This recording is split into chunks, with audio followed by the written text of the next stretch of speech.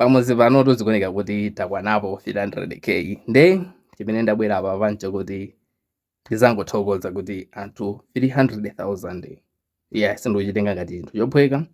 Nde chachikulu ndikungonyadira komanso kukuthokozani kuti mwakhala nane ngakhale panali zinthu zina zake zofowokesa zimene mwina mwake zikanatha kutibwezeresa mbuyo, komabe inuyo munali kumbali yanga ndipo tafika level imeneyi. Ndi chimene ndikupemphaninso ndichokuti tikhalire limodzi, ngakhale tikumanabe ndi mavuto ena komano tiyeni tiyenderebe limodzi, cause kukhala ngati WhatsApp ndikuti tikulandirabe ma issues ena ake kuti WhatsApp akuvuta kwambiri.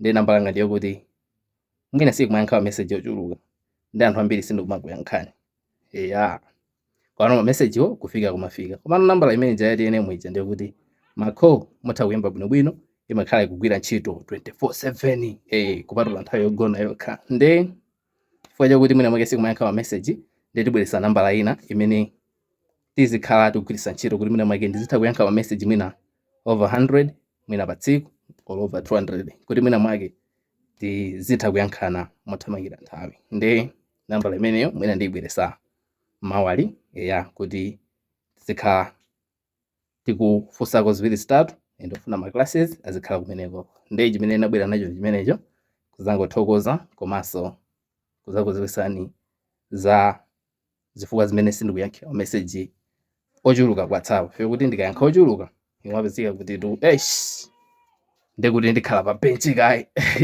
Nde tibwera ndi ina imene tizikhala tikugwiritsa ntchito mukanthawi kamene kaka tikudikirira kuti inayo isitolere.